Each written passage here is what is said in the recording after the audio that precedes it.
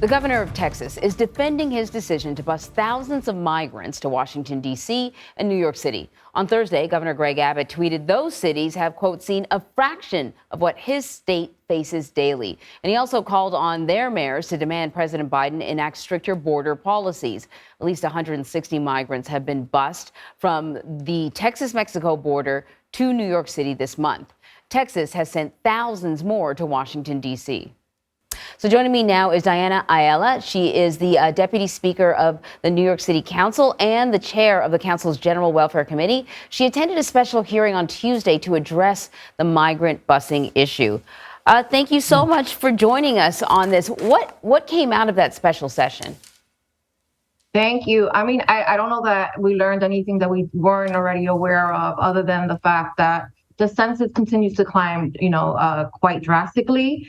2 weeks ago, the census was maybe roughly almost 3,000. We're now at 4,000. As of the hearing, we were at 4,000. Today we're hearing we're closer to 5.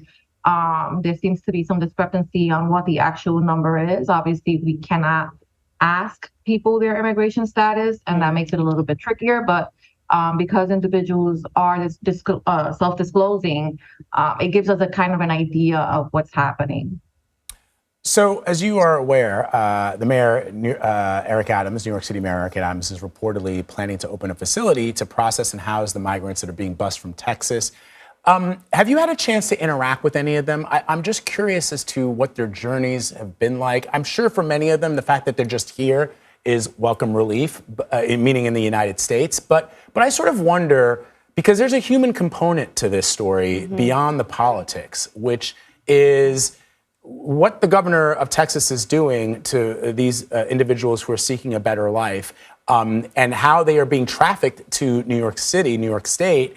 There's a story there that I'm curious about. And so I wonder if you've gotten a chance to talk to them and if they've told you about their stories.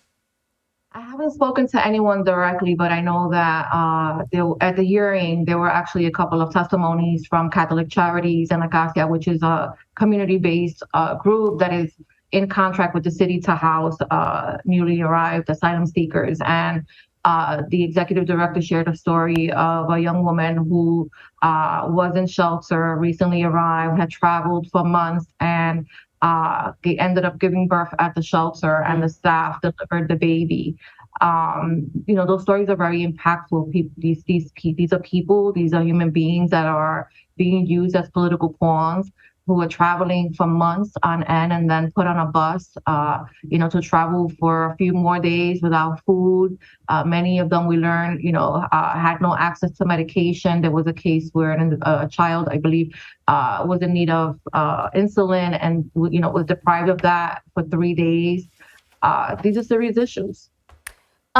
Give us a sense of what happens to them when they get to New York. Because as I understand it, I mean, these are people who may have relatives other places in the country. They could easily perhaps go somewhere else, and now they're finding themselves in New York. So there's a shelter crisis. Talk about that, and talk about what are the steps to sort of get them settled in some way.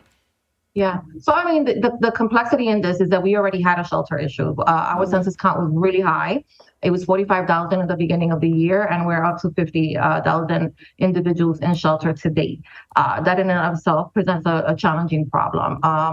The mayor issued an emergency declaration that allows us to be able to expedite the opening of more centers. But what this means is that in the process of doing all of this, families are coming to New York City because they may have a connection here. They may have family members that do reside in New York City, but they aren't able to live with at the moment. And now they're having to spend hours on end at either the PAP Center or the Bellevue intake shelter, because while we're hearing, a lot of stories of families that are coming in, my understanding from Catholic Charities and their testimony at the hearing is that a significant number of the asylum seekers are young men, and those young men are redirected to Bellevue, and many of them are opting not to go into shelter because of the current conditions, and they're either sleeping out on the street or using funding that they're getting from Catholic Charities to go back to Washington. Wow. Diana, Ayala, thank you so much for joining us. We appreciate it. Thank you. Thank you so much.